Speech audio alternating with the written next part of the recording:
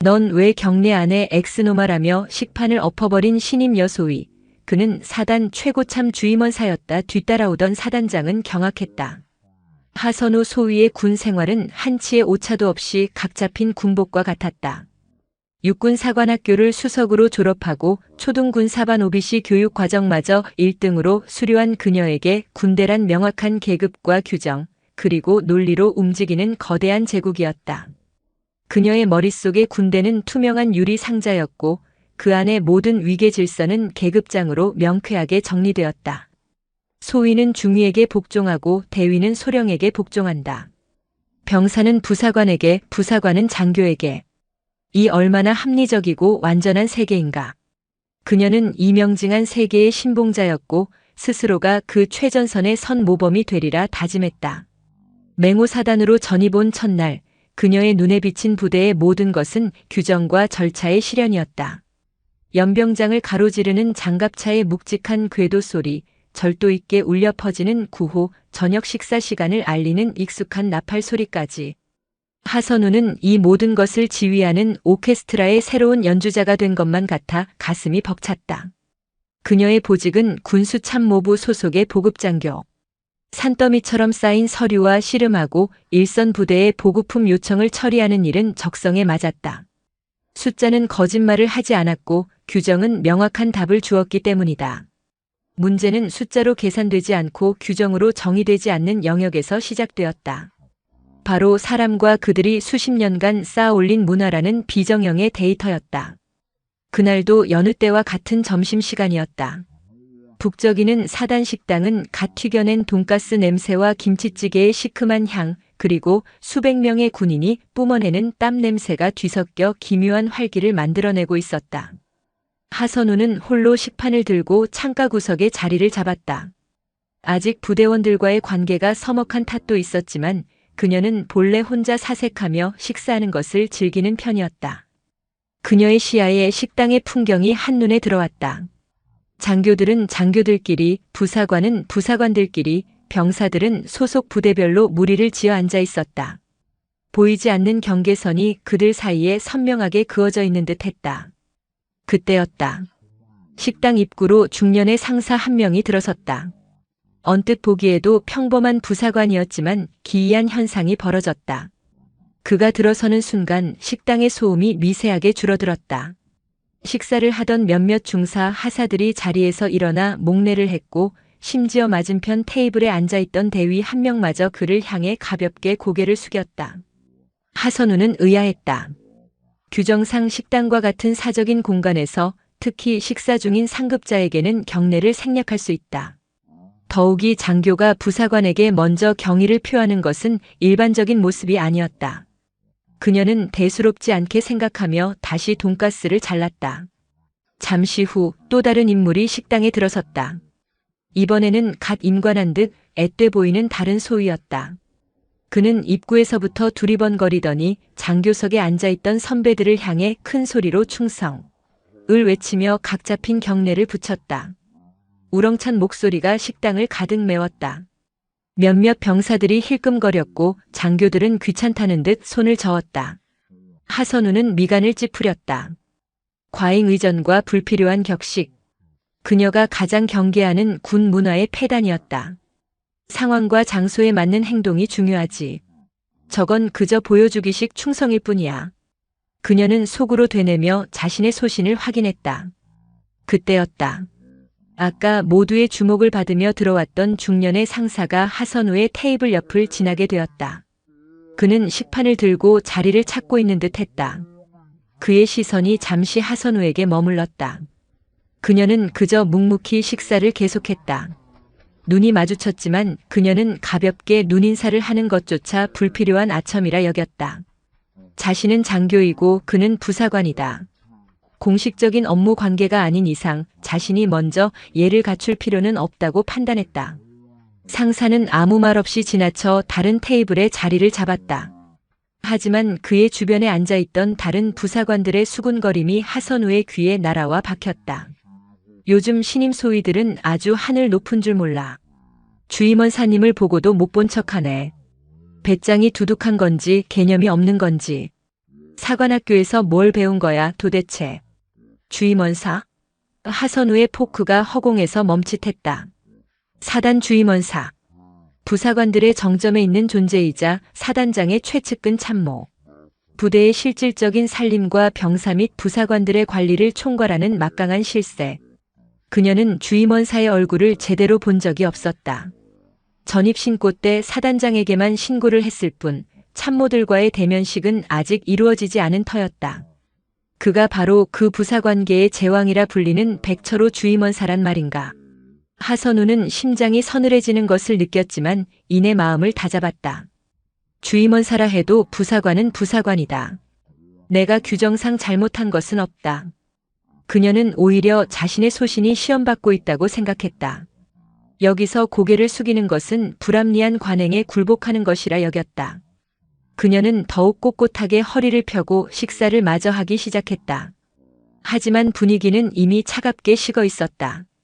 주변의 모든 시선이 자신에게로 향하는 것만 같았다. 날카로운 바늘이 되어 등 뒤를 쿡쿡 쑤시는 듯한 불쾌한 감각. 식사를 하는 것인지 돌멩이를 씹는 것인지 알 수 없었다. 결국 그녀는 절반도 먹지 못한 식판을 들고 자리에서 일어났다. 퇴식구로 향하는 짧은 길. 하필이면 백철호 주임원사의 테이블을 지나쳐야 했다. 그녀는 최대한 그를 의식하지 않으려 애썼다. 하지만 그의 나직하고 묵직한 목소리가 그녀의 발목을 붙잡았다. 하소희. 부르는 목소리에는 어떤 감정도 실려 있지 않았다. 그래서 더 서늘했다. 하선우는 걸음을 멈추고 천천히 돌아보았다. 백주임원사는 식사를 멈추고 턱짓으로 자신의 맞은편 자리를 가리켰다. 잠깐 앉아보지. 명령이었다. 규정에는 없는 하지만 거역할 수 없는 힘이 실린. 식당의 모든 소음이 거짓말처럼 멎어들었다. 하선우는 마른 침을 삼키며 깨달았다. 자신이 굳게 믿었던 투명한 유리 상자에 보이지 않는 균열이 생기기 시작했다는 것을. 하선우 소위는 잠시 망설였다. 온몸의 세포가 이것은 부당한 짓이다라고 외치고 있었다. 장교가 그것도 공적인 업무가 아닌 식사 자리에서 부사관의 호출에 응해야 할 의무는 없다. 그녀의 머릿속에서 육군 규정집의 해당 조항들이 빠르게 펼쳐졌다. 하지만 그녀를 둘러싼 식당의 공기는 규정집 따위는 한 페이지도 허락하지 않을 것처럼 무겁게 가라앉아 있었다. 모든 시선이 그녀와 백철호 주임원사 단 두 사람에게로 쏠려 있었다. 이곳은 이미 단순한 식사 공간이 아니었다. 거대한 야외극장이었고 그녀는 가장 중요한 시험대에 오른 주인공이었다. 못 들었나 하소희. 앉아보라고 했다. 백주임원사의 목소리는 여전히 평온했다. 하지만 그 평온함 속에 숨겨진 압박감은 마치 수압처럼 하선우의 온몸을 짓눌렀다. 그녀는 결국 천천히 걸음을 옮겨 그의 맞은편에 섰다. 차마 자리에 앉지는 못하고 뻣뻣하게 굳은 채 그를 내려다보았다. 손에 든 식판이 미세하게 떨리고 있었다. 백주임원사는 그녀를 올려다보며 입을 열었다. 사관학교에서 뭘 배웠는지 모르겠지만 군대는 사람 사는 곳이다. 계급장 떼고 만나면 다 같은 전우고 어른에 대한 예의는 기본 아닌가. 그의 말은 하선우의 가장 예민한 부분을 정확히 찔렀다. 사관학교. 그녀의 자부심이자 정체성의 근원이었다. 그곳에서 배운 모든 지식과 원칙이 모욕당하는 기분이었다. 저는 규정에 어긋나는 행동을 한 적이 없습니다. 식사 중인 상급자에게 경례는 생략 가능하며 이곳은 공무 수행 장소가 아닙니다. 하선우는 최대한 떨림을 감추고 또박또박 대답했다. 자신의 논리가 완벽하다고 믿었다. 하지만 백주임원사는 피식 웃음을 터뜨렸다. 그 웃음소리에 주변에 앉아있던 다른 부사관들도 따라 웃었다. 그 웃음은 비수처럼 날아와 하선우의 심장에 박혔다. 조롱과 멸시. 그녀의 존재 자체가 부정당하는 느낌이었다. 규정이라 소위 그 딱딱한 규정집이 총알을 막아주나? 아니면 혹한기에 언손이라도 녹여주던가. 백주임원사는 숟가락을 내려놓고 팔짱을 꼈다. 이곳에 있는 수백 명의 부사관과 병사들이 소위의 부하다. 그 부하들이 소위를 어떻게 생각할 것 같나? 원칙만 따지는 차가운 장교. 아니면 선배도 몰라보는 무례한 장교. 저는 부하들에게 무례하게 군 적 없습니다. 다만 불필요한 관행이나 위계에 얽매이고 싶지 않을 뿐입니다. 불필요한 관행이라. 백주임원사의 눈빛이 순간 차갑게 빛났다. 내가 30년 넘게 군 생활하면서 지켜온 것들이 소위 눈에는 그저 불필요한 관행으로 보이나 보군. 내가 이 부대에서 흘린 땀이 소위가 읽은 규정집 몇 권보다 못하다는 뜻인가? 말의 칼날이 점점 더 날카로워졌다. 하선우는 더 이상 참을 수 없었다. 이것은 단순한 훈계가 아니었다. 공개적인 망신이자 장교의 권위에 대한 정면 도전이었다.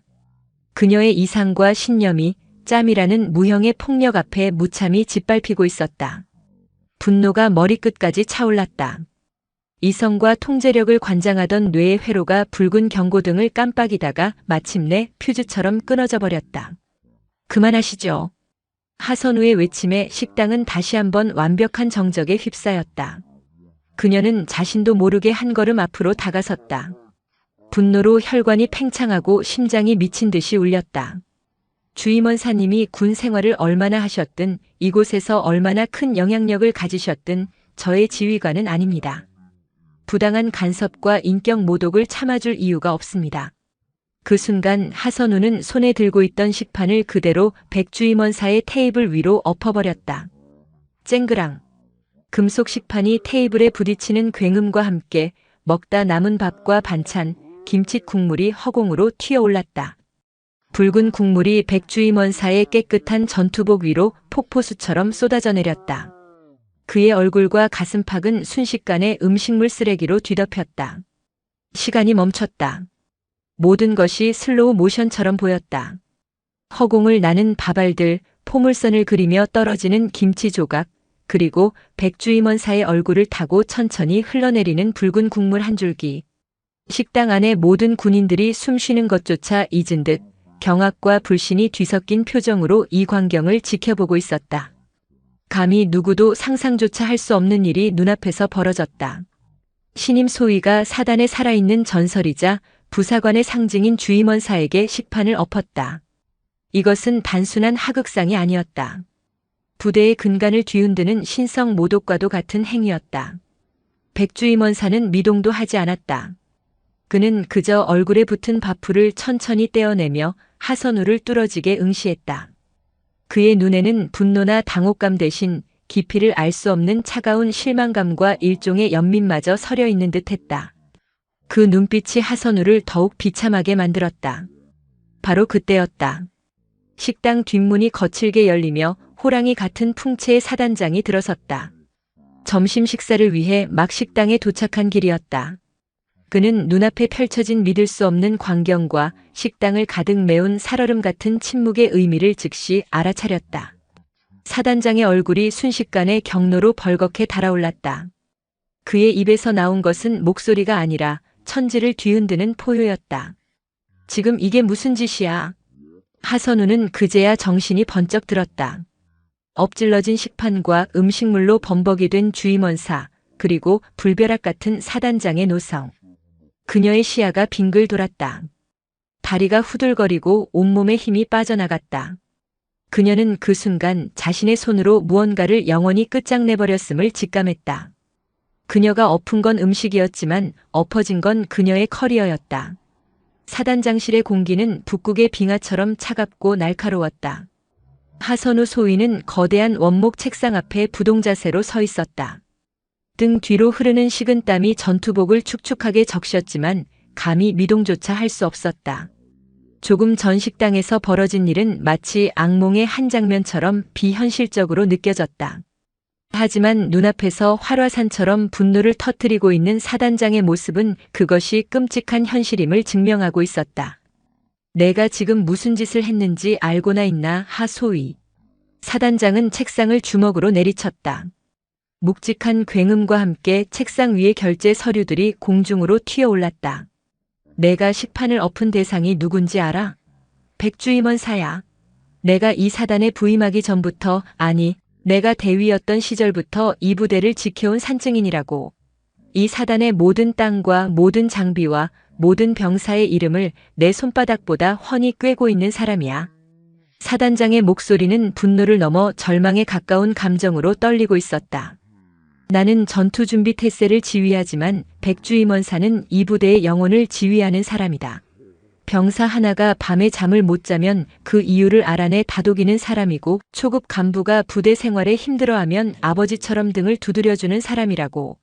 그런데 내가 이제 막 삐약거리는 병아리 같은 소위 나부랭이가 감히 그 얼굴에 똥물을 끼얹어?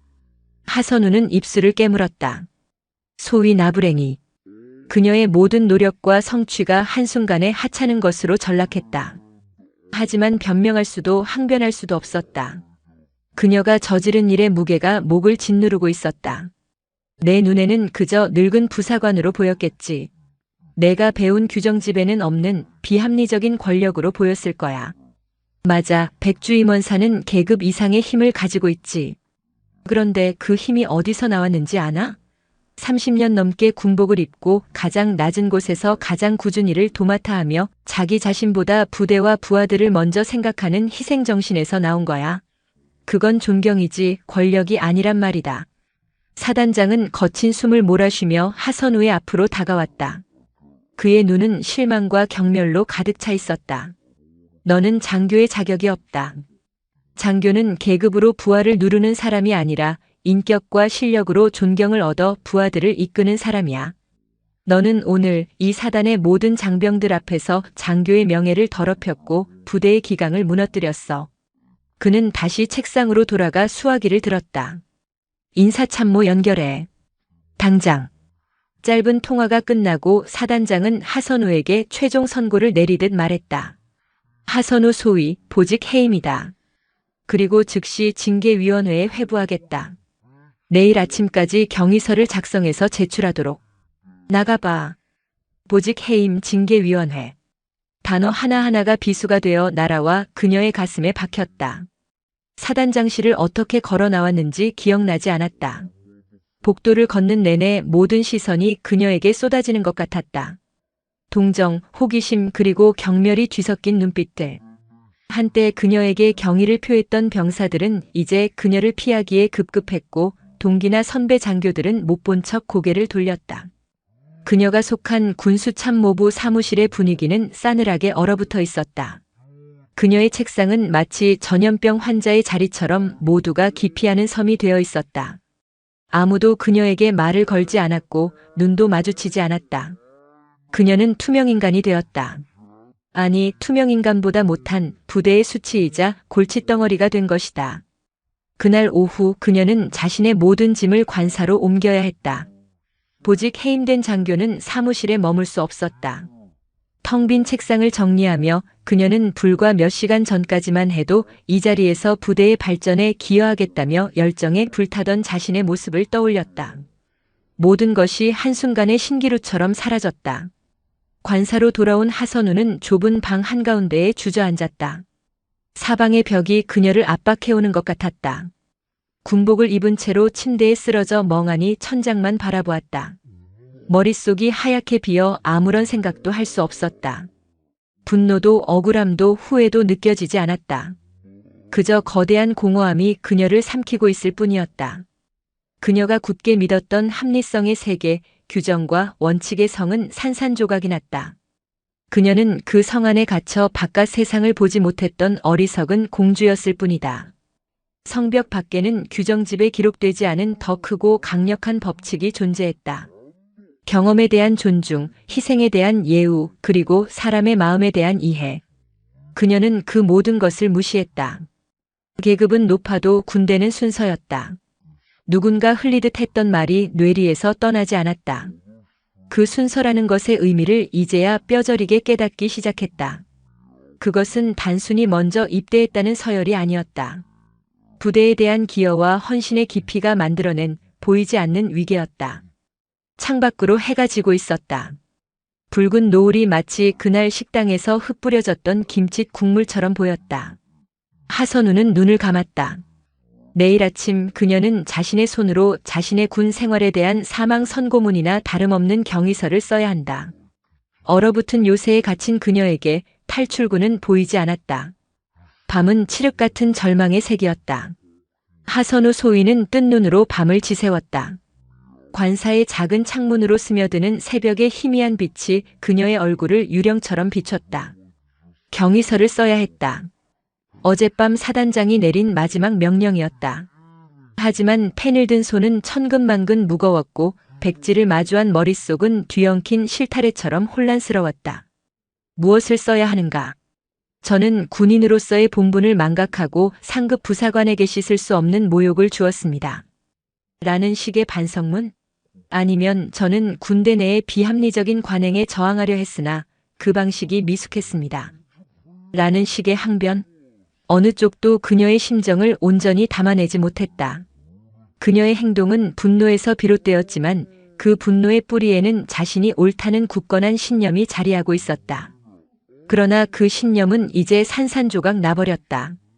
결국 그녀가 쓴 것은 반성문도 항변도 아닌 사실의 나열이었다.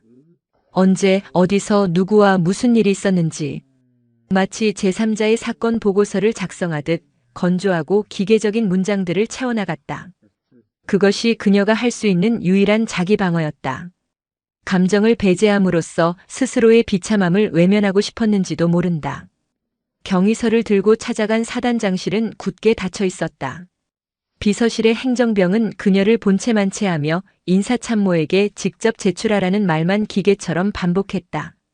그녀는 부대 내에서 완벽한 유령이 되어 있었다. 존재하지만 누구의 인식 속에도 존재하지 않는. 인사참모는 중령이었다. 그는 하선우를 위아래로 훑어보더니 경위서를 건네받아 대충 훑어보고는 책상 서랍에 던져 넣었다. 징계위원회는 다음 주 월요일 14시에 열린다. 장소는 추후 통보하지. 그 전까지는 관사에서 대기하도록. 불필요한 외출이나 부대원과의 접촉은 삼가고. 명령은 차가웠고 그의 눈빛에는 일말의 동정심도 없었다. 그녀는 죄수였다. 관사라는 작은 독방에 갇힌 보이지 않는 감옥의 죄수. 그날부터 하선우의 시간은 멈춰버렸다. 아침에 눈을 뜨고 아무것도 하지 않은 채 저녁을 맞이하고 잠들지 못하는 밤을 보내는 일상의 반복. 식사는 부대의 식당을 이용할 수 없어 PX에서 빵과 컵라면으로 해결했다. 그나마 다행인 것은 PX병이 그녀를 알아보지 못하거나 혹은 애써 모른 척 해주었다는 점이다. 고립은 사람의 영혼을 갉아먹는다. 처음 며칠은 분노와 억울함에 잠을 이룰 수 없었다. 자신의 신념, 사관학교에서 배운 모든 것, 군인으로서의 자부심이 부정당했다는 생각에 치를 떨었다. 하지만 시간이 흐를수록 그 날카롭던 감정의 칼날은 점차 무뎌지고 그 자리에는 끈적한 자기 혐오와 무력감이 들어찼다. 내가 정말 틀렸던 걸까? 그냥 그때 고개 한번 숙였으면 모든 것이 달라졌을까? 수천 번, 수만 번 같은 질문을 되뇌었다. 하지만 답은 없었다. 그녀는 점점 더 깊은 수렁 속으로 빠져들었다. 그러던 어느 날 저녁 초인종이 울렸다. 이 적막한 감옥을 찾아올 사람은 아무도 없었다. 하선우는 잔뜩 경계하며 문을 열었다. 문 밖에는 뜻밖의 인물이 서 있었다. 그녀의 사관학교 동기이자 같은 사단 수색대대에서 소대장으로 근무하고 있는 김민준 소위였다. 하선우 괜찮냐? 김민준은 걱정스러운 얼굴로 그녀를 바라보며 손에 들고 있던 검은 봉지를 내밀었다. 봉지 안에는 따뜻한 김이 피어오르는 도시락과 음료수가 들어있었다. 너 식당에도 안 온다며. 굶고 있을까봐. 그 순간 하선우의 눈에서 뜨거운 것이 울컥 솟구쳤다. 사건 이후 처음으로 누군가에게서 받은 인간적인 온기였다. 그녀는 황급히 고개를 돌려 눈물을 감췄다. 들어와. 김민주는 좁은 관사 안으로 들어와 도시락을 펼쳤다. 둘은 말없이 밥을 먹었다. 어떤 위로의 말도 사건에 대한 질문도 없었다. 그저 함께 밥을 먹는 행위 자체가 하선우에게는 가장 큰 위로였다. 며칠 만에 처음으로 맛보는 따뜻한 밥이었다. 식사가 끝나고 김민준이 어렵게 입을 열었다. 선우야, 다들 내가 너무 과했다고 말하지만 나는 내 심정 조금은 이해돼. 우리 사관학교에서 그렇게 배웠잖아. 계급이 우선이고 규정이 법이라고. 불합리한 관행은 타파해야 한다고. 너는 그냥 우리가 배운 대로 행동한 것뿐인데 여긴 우리가 생각했던 것과는 좀 다른 곳이더라. 김민주는 씁쓸하게 웃으며 말을 이었다. 백주임원사님 정말 대단한 분이셔. 예전에 우리 소대 병사 하나가 휴가 나갔다가 사채 빚 때문에 복귀를 안 한 적이 있었어. 다들 발칵 뒤집히고 헌병대까지 출동했는데 주임원사님이 단신으로 그 녀석을 찾아가셨어. 사채업자들 만나서 단판 짓고 당신 적금께서 빚까지 다 갚아주셨지. 그리고 그 녀석을 조용히 부대로 데리고 와서 아무 일 없었다는 듯이 다시 군 생활하게 해주셨어. 아무도 그 사실을 몰라. 나랑 그 병사 그리고 주임원사님만 아는 일이야. 하선우는 아무 말도 할 수 없었다. 자신이 식판을 엎었던 그 얼굴 뒤에 그런 이야기가 숨어 있을 줄은 상상도 하지 못했다. 그분은 규정집 너머에 있는 사람들을 보시는 분이야. 군대가 그냥 명령과 복종으로만 움직이는 조직이 아니라는 걸 몸으로 보여주시는 분이지. 계급은 그냥 어깨에 달린 쇠조각일 뿐이고 진짜 위계는 저 사람의 마음을 얼마나 얻었느냐에서 나온다는 걸 나도 여기서 처음 배웠어. 김민준이 돌아가고 하선우는 다시 혼자 남았다. 하지만 이전과는 다른 종류의 고독이었다. 그녀를 짓누르던 것은 더 이상 억울함이나 분노가 아니었다. 부끄러움. 자신의 편협함과 오만함에 대한 깊은 부끄러움이었다. 그녀는 자신이 쌓아 올린 원칙이라는 성이 얼마나 허약하고 이기적인 것이었는지 깨달았다. 그 성벽 안에서 자신은 안전했지만 성 밖의 사람들을 이해하려는 노력은 단 한 번도 하지 않았다. 규정이라는 잣대로 모든 것을 재단하고 그 잣대에 맞지 않는 것은 모두 틀린 것이라 단정했다. 그날 밤 하선우는 처음으로 잠을 설쳤다. 꿈속에서 그녀는 끝없이 추락했다. 자신이 굳게 믿었던 모든 것들이 발밑에서 사라지고 칠흑 같은 어둠 속으로 떨어지는 꿈이었다. 보이지 않는 감옥의 벽이 허물어지고 그녀는 비로소 진짜 자신과 마주하기 시작했다. 징계위원회 날이 밝았다. 하선우 소위는 며칠 동안 입지 않았던 군복을 다시 다려 입었다. 각 잡힌 군복은 여전했지만 그것을 입고 있는 그녀의 마음은 예전 같지 않았다. 거울에 비친 자신의 모습이 낯설었다. 한때 자신감과 총기로 빛나던 눈동자는 깊은 그늘에 잠겨 있었다. 위원회는 사단본부의 작은 회의실에서 열렸다. 인사참모를 위원장으로 법무참모와 감찰참모 그리고 각 부대에서 차출된 영관급 장교 몇 명이 위원으로 참석했다. 회의실의 공기는 재판정처럼 무겁고 엄숙했다. 맞은편에는 증인 자격으로 백철호 주임원사가 앉아 있었다. 하선우는 차마 그의 얼굴을 마주 볼 수 없어 고개를 숙였다. 위원장이 사건 개요를 낭독하고 하선우에게 소명할 기회를 주었다. 그녀는 자리에서 일어나 준비해온 진술서를 읽어내려갔다. 그녀의 목소리는 떨리지 않았다. 자신의 잘못을 인정하고 그의 합당한 처벌을 받겠다는 담담한 내용이었다. 변명도 핑계도 없었다. 그녀는 그저 자신이 얼마나 오만했고 군인으로서 인간으로서 얼마나 미숙했는지를 고백했다. 진술이 끝나고 위원장의 시선이 백주임원사에게로 향했다. 주임원사님, 피해자로서 이번 사건에 대한 의견과 하선우 소위에 대한 처벌 수위를 말씀해 주시길 바랍니다. 모든 위원들의 시선이 백주임원사에게로 쏠렸다. 그의 입에서 어떤 말이 나오느냐에 따라 하선우의 운명이 결정될 터였다. 파면, 해임, 강등 군인에게 내려질 수 있는 가장 무거운 징계들이 하선우의 머릿속을 스쳐 지나갔다. 백주임원사는 잠시 눈을 감고 생각에 잠기는 듯 하더니 천천히 입을 열었다. 그의 목소리는 식당에서 들었던 것처럼 나직했지만 회의실의 모든 소음을 잠재우는 힘이 있었다. 저는 하 소위의 처벌을 원치 않습니다. 예상치 못한 발언에 회의실 안의 모든 사람들이 술렁였다. 위원장조차 당황한 기색이 역력했다. 주임원사님, 그게 무슨 말씀이십니까? 하 소위의 행동은 명백한 하극상이자 부대의 기강을 심각하게 훼손한 중대 사안입니다. 알고 있습니다. 백주임원사는 고개를 끄덕이며 말을 이었다.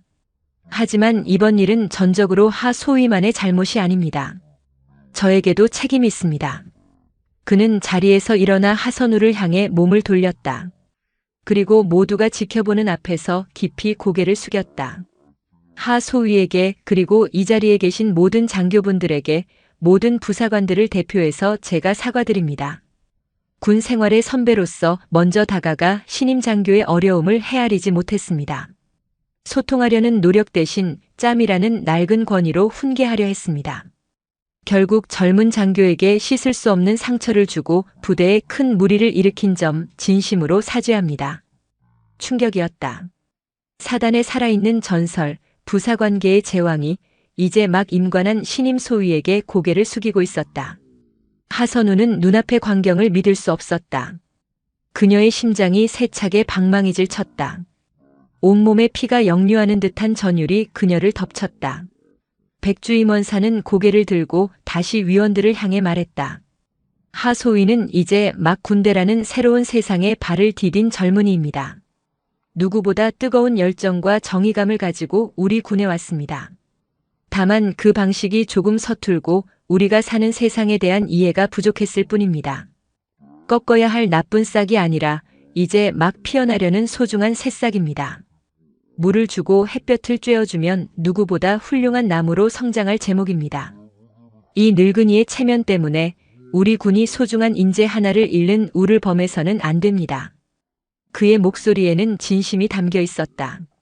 수십 년의 군 생활 동안 그가 지켜온 가치와 철학이 응축된 가장 낮고도 가장 무거운 목소리였다. 하소위에 대한 모든 징계를 철회해 주십시오. 대신 그 책임은 이 사람에게 물어주십시오. 제가 하소위를 책임지고 우리 부대에 꼭 필요한 인재로 만들겠습니다. 그것이 제가 우리 군에 마지막으로 봉사할 수 있는 길이라 생각합니다. 회의실은 완벽한 침묵에 휩싸였다. 그 누구도 감히 입을 열지 못했다. 하선우는 더 이상 참지 못하고 주저앉아 오열하기 시작했다. 그녀의 울음소리는 서러움이나 억울함의 표현이 아니었다. 거대한 산과 마주한 작은 조약돌이 느끼는 경외감과 자신의 초라함에 대한 깊은 참회의 눈물이었다.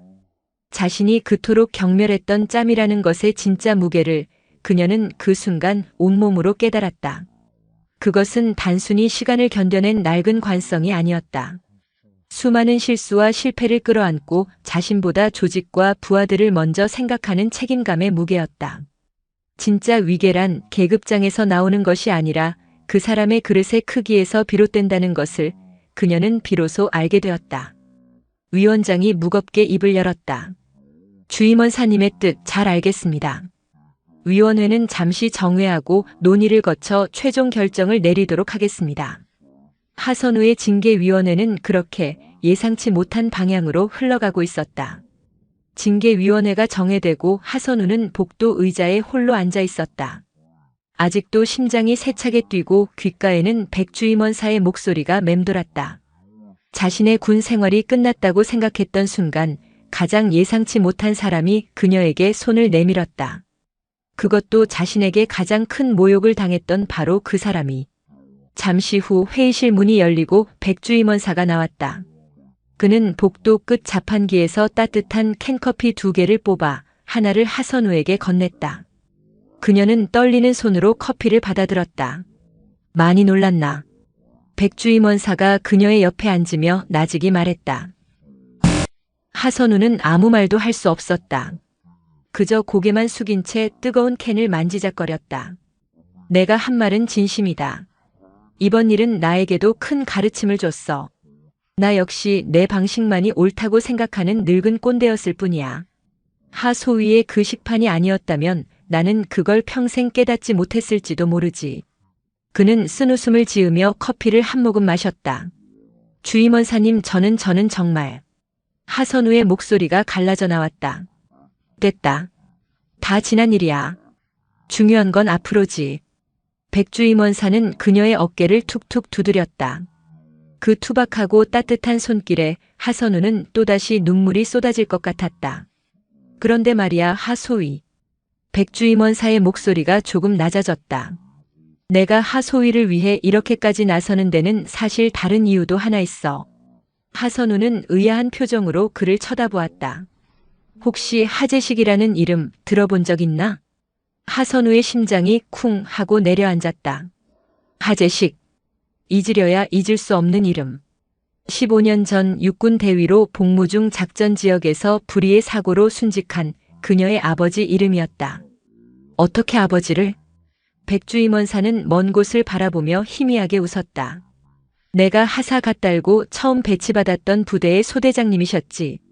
그때 하 대위님은 나 같은 쫄병에게도 늘 존댓말을 쓰셨고 훈련이 끝나면 자기 전투화는 직접 닦으셨던 분이야. 부하들을 위해 사단장에게 대들기도 마다하지 않으셨던 진짜 군인이셨지. 그의 눈가에 아련한 그리움이 서렸다. 그날도 그랬어. 폭우가 쏟아지던 날 강가에서 수색 작전을 하다가 부대원 하나가 급류에 휩쓸렸지. 모두가 발만 동동 구르고 있을 때 하 대위님은 한치의 망설임도 없이 강물에 뛰어드셨어. 결국 부대원은 구해냈지만 정작 당신은 빠져나오지 못했지. 하선우는 숨을 죽인 채 그의 이야기를 들었다. 아버지의 죽음에 대해 그녀는 작전 중 순직이라는 공식적인 기록 외에는 아무것도 알지 못했다. 어머니는 그날의 충격으로 아버지에 대한 이야기를 꺼내길 힘들어 하셨기 때문이다. 그때 급류에 휩쓸렸던 멍청한 부대원이 바로 나였어. 하선우의 눈이 절망적으로 커졌다. 눈앞에 이 사람이 아버지를 죽음으로 몰고 간 그 사고의 당사자란 말인가. 그녀의 온몸에서 피가 빠져나가는 느낌이었다. 머릿속이 하얘지고 손에 들고 있던 커피캔을 바닥에 떨어뜨렸다. 백주임원사는 괴로운 표정으로 고개를 숙였다. 평생을 죄책감 속에 살았어. 하 대위님 뵐 면목이 없어서 유가족들을 찾아뵐 엄두조차 내지 못했지. 그저 그분의 유지를 이어받아 그분처럼 부하를 아끼는 좋은 군인이 되는 것만이 내가 할 수 있는 유일한 속죄라 생각하며 살아왔어. 그는 품 안에서 낡고 빛바랜 사진 한 장을 꺼냈다.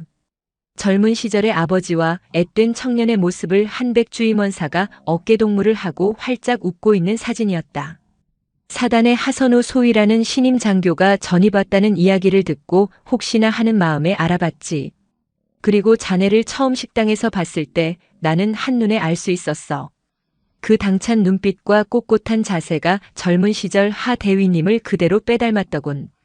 이제야 모든 퍼즐 조각이 맞춰졌다. 식당에서 그가 자신에게 보였던 관심 그리고 오늘 징계위원회에서 보여준 파격적인 행동까지 모든 것의 시작과 끝에 아버지가 있었다. 자네가 식판을 엎었을 때 나는 자네에게서 하 대위님의 모습을 봤네. 불의를 보면 참지 못하고 자신의 신념을 위해서라면 그 어떤 권위 앞에서도 당당했던 그 모습을 말이야. 그래서 자네를 지켜주고 싶었어. 하 대위님의 딸을 그리고 그분을 닮은 젊은 군인을 이런 일로 잃고 싶지 않았어. 하선우는 아무 말도 할 수 없었다. 거대한 운명의 소용돌이에 휘말린 기분이었다. 아버지를 죽게 만든 사람 하지만 평생 아버지를 가슴에 품고 살아온 사람. 자신이 가장 큰 모욕을 주었던 사람이 실은 아버지의 목숨 빚을 진 사람이었다는 이 기막힌 아이러니. 그때 회의실 문이 다시 열리고 위원장이 나왔다. 그의 표정은 복잡 미묘했다. 그는 하선우와 백주임원사를 번갈아 보더니 마침내 입을 열었다. 하선우 소위에 대한 징계위원회 최종 결과를 발표하겠다. 하선우는 마른 침을 삼켰다. 그녀의 군 생활 그리고 그녀의 운명이 결정될 순간이었다. 반전은 이제 막 시작되고 있었다. 회의실의 문이 닫히고 복도에는 다시 하선우 소위와 백철호 주임원사 그리고 어색한 침묵만이 남았다. 바닥에 떨어진 캔커피가 천천히 식어가며 마지막 온기를 잃고 있었다. 하선우는 아버지와 백주임원사 사이에 얽힌 거대한 운명의 실타래 앞에서 아무 말도 아무 생각도 할 수 없었다. 머릿속이 온통 하얗게 타버린 것 같았다. 시간이 얼마나 흘렀을까? 회의실 문이 다시 열리고 굳은 표정의 위원장이 걸어 나왔다. 그의 시선은 하선우와 백주임원사를 차례로 훑은 뒤 하선우에게 고정되었다. 그의 손에는 징계위원회 의결서가 들려 있었다. 하선우 소위. 위원장의 목소리에 복도의 모든 공기가 얼어붙는 듯 했다. 징계위원회는 이번 사안의 중대성과 부대 기강에 미친 악영향을 고려했다.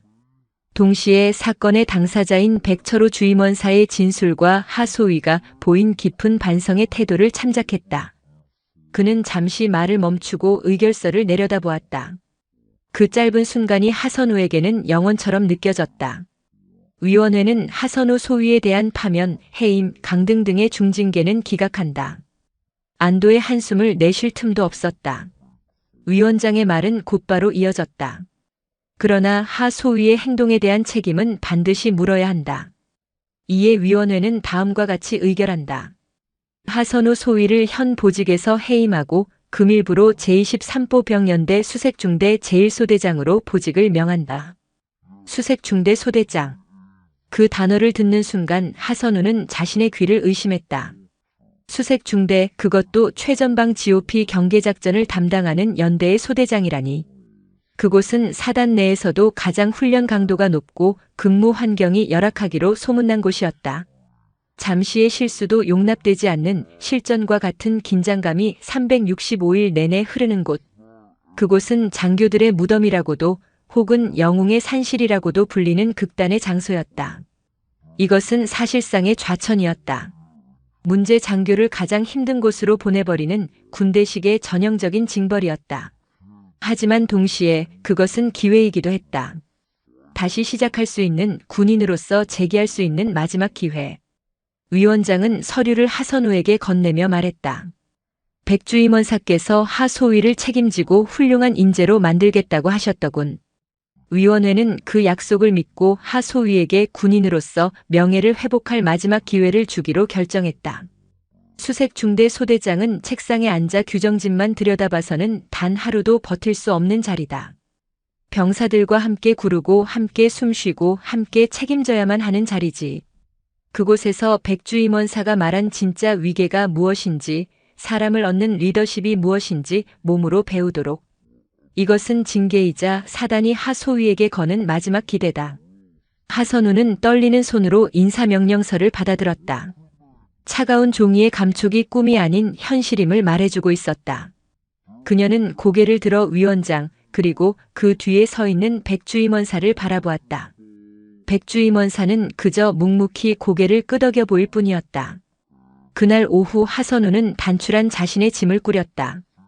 그녀의 새로운 근무지는 민간인 통제선 북방, 지도에도 제대로 표시되지 않는 험준한 산악지대에 위치한 GOP 소초였다.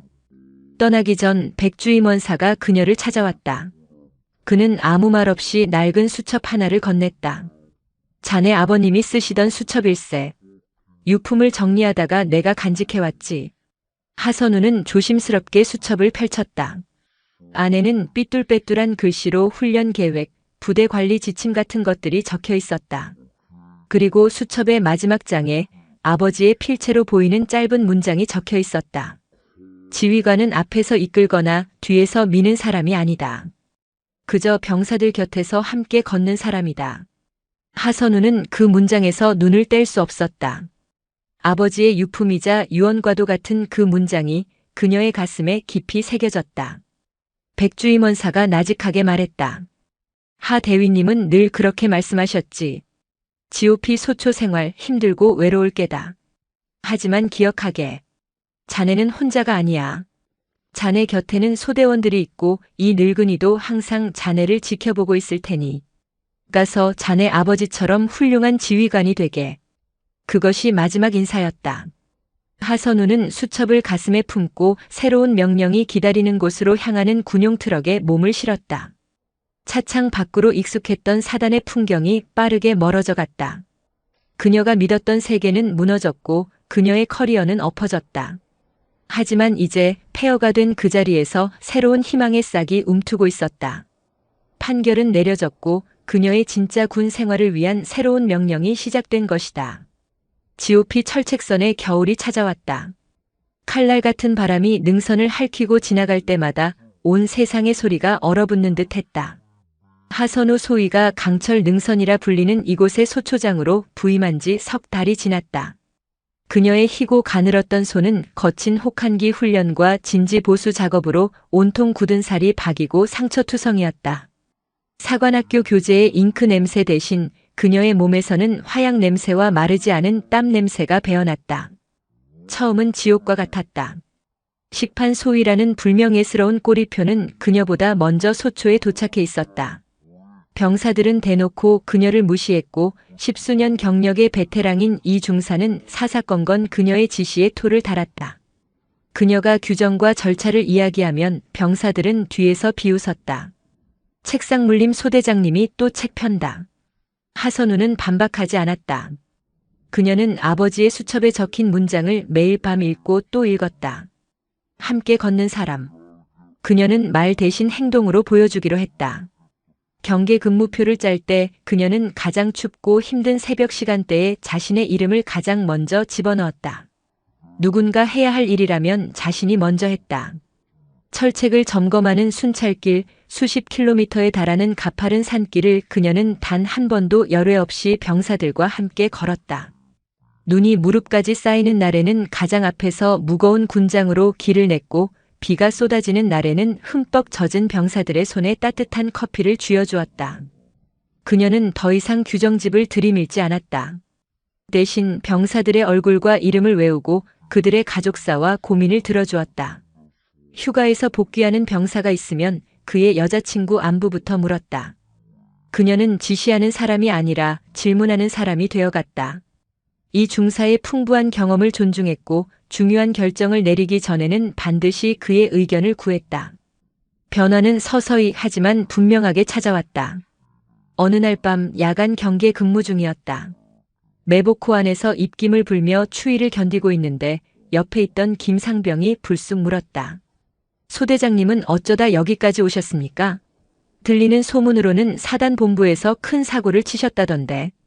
무례할 수도 있는 질문이었지만 하선우는 담담하게 웃으며 대답했다. 맞아. 내가 아주 큰 실수를 했었지. 밥그릇보다 중요한 게 뭔지 몰랐던 아주 어리석은 장교였어. 그녀는 자신의 이야기를, 부끄러운 과거를 숨김없이 털어놓았다. 식판을 엎었던 이야기, 자신의 오만함과 편협함, 그리고 백주임원사와 아버지에 대한 이야기까지. 병사들은 숨을 죽인 채 그녀의 고백을 들었다. 그녀가 이야기를 마쳤을 때 매복호 안에는 잠시 침묵이 흘렀다. 김상병이 입을 열었다. 그래도 멋지십니다, 소대장님. 뭐가? 자신의 잘못을 인정하고 다시 시작하려는 모습이. 그리고 저희랑 똑같이 고생하시는 모습이. 그날 이후 소초의 분위기는 눈에 띄게 달라졌다. 병사들은 더 이상 그녀를 문제 장교가 아닌 우리 소대장님으로 부르기 시작했다. 이 중사는 그녀의 작전 브리핑에 더 이상 토를 달지 않았고 오히려 자신의 노하우를 적극적으로 조언해 주었다. 얼어붙었던 강철 능선에 조금씩 온기가 돌기 시작했다. 그녀는 비로소 깨닫고 있었다. 진정한 권위는 빛나는 계급장에서 나오는 것이 아니라 흙 묻은 전투화와 땀의 전군복에서 나온다는 것을.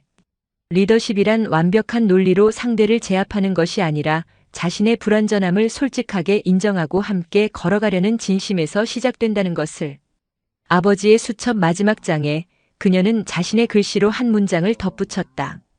함께 걷기 위해서는 먼저 그들의 신발을 신어봐야 한다.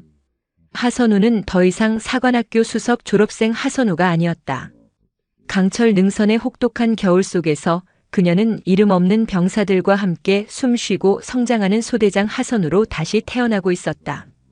재앙은 예고 없이 찾아왔다. 그해 겨울은 유난히 혹독했다. 하룻밤 사이에 1미터가 넘는 기록적인 폭설이 쏟아져 내렸다. 하선우의 소초는 순식간에 외부와 완전히 고립되었다. 보급로는 끊겼고 통신마저 두절되었다. 강철 능선은 거대한 눈의 감옥이 되어버렸다. 설상가상으로 철책선에 설치된 핵심 감시 장비가 폭설의 무게를 이기지 못하고 고장났다. 적의 침투가 가장 우려되는 취약 지점의 눈을 잃어버린 것이다.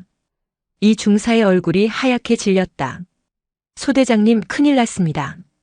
이대로라면 우린 장님이나 마찬가지입니다. 하선우는 침착했다. 그녀는 즉시 비상대책회의를 소집했다. 감시 장비가 복구될 때까지 2인 1조로 추가 매복조를 편성한다. 모든 가용 인력을 동원해서 제설 작업을 시작하고 최소한의 비상 통로라도 확보해야 해. 그녀의 지시는 단호하고 명확했다. 병사들은 일사불란하게 움직였다. 불과 몇 달 전이었다면 불평과 불만이 터져나왔을 테지만 이제 그들은 자신의 소대장을 전적으로 신뢰했다. 바로 그때 무전기에서 희미한 소음과 함께 다급한 목소리가 터져나왔다. 순찰을 나갔던 박일병이었다. 소대장님 지원 바랍니다. 최상병이 비탈해서 미끄러져 다리를. 연락은 거기서 끊겼다. 최상병이 가파른 절벽 아래로 추락했다는 끔찍한 소식이었다. 이런 기상 상황에서 구조는 불가능에 가까웠다. 연대에 구조 헬기를 요청하는 것이 규정상의 절차였지만 이 눈보라 속에서 헬기가 뜰 수 있을 리 만무했다. 기다리는 것은 곧 죽음을 의미했다. 이 중사가 절망적인 표정으로 말했다. 소대장님, 규정대로라면 저희가 할 수 있는 건 없습니다. 무리하게 움직이다간 더 큰 희생만 따를 뿐입니다. 하선우의 눈빛이 흔들렸다. 머릿속에서는 규정과 절차가 기다리라고 외치고 있었다. 하지만 심장은 동료를 버릴 수 없다고 울부짖었다. 그녀의 뇌리에 아버지의 마지막 모습이 스쳐 지나갔다. 부하를 구하기 위해 급류 속으로 뛰어들었던 아버지. 그리고 아버지의 수첩에 적힌 문장. 함께 걷는 사람. 그녀는 결심했다. 규정보다 중요한 것이 내 부하의 생명이다. 이 중사님, 저와 함께 갈 정예 인원 5명만 선발해 주십시오. 나머지는 소초를 지킨다. 이것은 소대장의 명령이다. 반대할 줄 알았던 이 중사가 오히려 결연한 표정으로 대답했다. 알겠습니다. 제가 선두에 서겠습니다. 그들은 로프와 구급 장비를 챙겨 눈보라 속으로 뛰어들었다. 한치 앞도 보이지 않는 눈보라와 허리까지 차오르는 눈, 그리고 살을 애는 추위. 죽음을 향한 행군이었다. 몇 시간의 사투 끝에 그들은 마침내 절벽 아래에서 피를 흘리며 쓰러져 있는 최상병을 발견했다. 문제는 이제부터였다. 최상병을 데리고 이 험준한 절벽을 다시 올라가는 것은 불가능했다. 그때 하선우의 머릿속에 번개처럼 한 가지 생각이 스쳐 지나갔다. 이 중사님, 지도. 이 절벽 아래로 계속 가면 폐쇄된 옛 군사도로가 나오지 않습니까? 맞습니다. 하지만 지금은 눈에 파묻혀 흔적도 찾기 어려울 겁니다. 아니, 갈 수 있어. 그 길이라면 연대 의무대까지 가는 시간을 절반으로 줄일 수 있다. 그것은 도박이었다. 하지만 유일한 희망이었다. 그들이 최상병을 부축하며 눈 덮인 옛 군사도로를 따라 처절한 행군을 계속하고 있을 때였다. 저 멀리 눈보라를 뚫고 희미한 헤드라이트 불빛 2개가 그들을 향해 다가오고 있었다. 그리고 이내 육중한 엔진 소리가 들려왔다. 구형 제설 차량이었다. 차량이 가까이 다가와 멈춰섰고 운전석에서 익숙한 인형이 내렸다. 백철호 주임원사였다. 하소희. 무사했구나. 하선우는 자신의 눈을 의심했다. 그가 어떻게 이곳에? 백주임원사는 하선우의 어깨를 붙잡으며 말했다. 소초와 연락이 두절됐다는 보고를 듣고 혹시나 하는 마음에 한달음에 달려왔다. 이 늙은이의 짬이 말해주더군. 이런 날에는 분명히 무슨 일이 터질 거라고. 자, 어서 최상병부터 차에 태우게. 수십 년간 이 전선을 지켜온 노병의 경험과 직감, 그리고 부하를 걱정하는 마음이 기적을 만들어낸 것이다. 백주임원사의 제설 차량 덕분에 그들은 무사히 연대 의무대로 최상병을 후송할 수 있었다. 제설 차량 조수석에 앉아 꽁꽁 언 손을 녹이며 하선우는 흙과 눈으로 범벅이 된 백주임원사의 얼굴을 바라보았다. 한때 자신이 그토록 경멸했던 그 얼굴. 이제는 세상에서 가장 든든하고 존경스러운 얼굴로 보였다. 엎어졌던 식판. 뒤집혔던 위계. 그 모든 것이 이제 제자리를 찾은 듯 했다. 아니, 이전과는 비교할 수 없이 더 단단하고 올바른 형태로 다시 세워지고 있었다. 계급이라는 형식적인 위계와 경험과 희생이라는 실질적인 위계가 서로를 존중하며 완벽한 조화를 이루는 순간이었다. 그날 강철의 능선에서 엎어졌던 모든 것이 비로소 다시 세워지고 있었다. 최상병은 무사히 목숨을 건졌다. 하선우 소위와 소대원들의 영웅적인 행동은 사단 전체에 알려졌다. 규정을 어긴 행동이었지만 결과적으로 부하의 생명을 구한 그녀의 결단에 대해 그 누구도 비난하지 않았다. 며칠 후 사단장이 직접 헬기를 타고 눈 덮인 소초를 방문했다. 그는 전 소대원들이 보는 앞에서 하선우의 손을 굳게 잡았다. 하소위, 자네가 자랑스럽네. 자네는 규정보다 사람이 먼저라는 군대가 잊지 말아야 할 가장 중요한 가치를 몸으로 증명해 보였어. 자네 아버님께서도 하늘에서 분명 기뻐하실 걸세. 그녀를 소위 나부랭이라 부르며 경멸하던 그 사단장이었다. 그의 눈에는 이제 진심 어린 존경과 대견함이 가득했다. 하선우는 묵묵히 경례를 올렸다. 사건이 마무리되고 소초의 평화가 찾아왔을 때 그녀에게 백철호 주임원사로부터 소포 하나가 도착했다. 안에는 자그마한 나무 상자가 들어있었다. 조심스럽게 상자를 열자 그 안에는 낡고 빛바랜 아버지의 인식표와 대위 계급장이 들어있었다. 그리고 그 아래 곱게 접힌 편지 한 통이 있었다. 하선우 소위에게 로 시작하는 편지였다. 자네 아버지는 강한 군인이었지만 동시에 참 여린 사람이었네. 휴가 나가기 전날 밤이면 어린 딸에게 줄 선물을 고르며 아이처럼 설레던 사람이었고 부하가 아프면 자기 일처럼 밤새 간호하던 사람이었지. 그날 나를 구하고 마지막 숨을 거두면서 내게 이런 말을 남겼네. 백하사 미안해하지 말게. 이건 내 임무야. 대신 자네가 내 몫까지 우리 부하들을 지켜주게. 나는 평생 그 빚을 갚기 위해 군 생활을 했네. 그리고 이제 자네를 보며 그 빚을 다 갚았다는 생각이 드네. 자네는 단순히 좋은 장교가 된 것이 아니라 부하의 마음을 얻고 그들과 함께 걷는 진짜 군인이 되었어. 자네 아버지가 평생을 꿈꿨던 바로 그 군인의 모습으로. 이제 이 낡은 유품들은 진짜 주인에게 돌아가야 할 때가 된 것 같네. 자네가 아버지의 자랑스러운 딸인 것처럼 자네 아버지도 자네를 한없이 자랑스러워 하실 걸세. 하선우는 편지를 가슴에 끌어안고 소리 없이 울었다. 아버지의 채취가 느껴지는 듯 했다. 그녀는 비로소 아버지를 그리고 아버지가 그토록 사랑했던 군대를 온전히 이해하게 되었다. 며칠 뒤 하선우는 소대원들을 이끌고 능선 정상에 섰다. 차가운 바람이 그녀의 뺨을 스쳤지만 마음은 그 어느 때보다 뜨거웠다. 그녀는 이제 더 이상 자신의 신념과 현실 사이에서 방황하지 않았다. 책에서 배운 원칙과 사람의 마음으로 배운 지혜를 어떻게 조화시켜야 하는지 알게 되었다. 계급은 높아도 군대는 순서였다. 그녀를 나락으로 떨어뜨렸던 그 말이 이제는 전혀 다른 의미로 다가왔다. 그것은 단순히 짬과 서열을 의미하는 것이 아니었다. 먼저 희생하고 더 많이 책임지는 사람에게 주어지는 존경의 순서였다. 아버지가 그랬고 백주임원사가 그랬던 것처럼 문득 그녀는 자신의 엎질러진 식판을 떠올렸다. 그녀가 엎은 건 음식이었지만 엎어진 건 그녀의 커리어였다. 그녀는 마음속으로 그 문장 뒤에 새로운 문장을 조용히 덧붙였다. 그리고 다시 세워진 건 군인으로서의 내 영혼이었다. 하선우 소위는 차가운 아버지의 인식표를 목에 걸었다.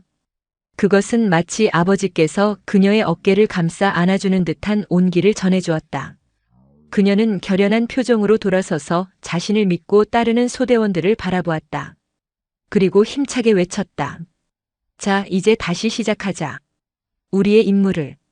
그녀의 목소리는 강철 능선의 겨울 바람을 가르고 남과 북의 모든 산하에 울려 퍼지는 듯 했다. 한 명의 진정한 군인이 탄생하는 순간이었다.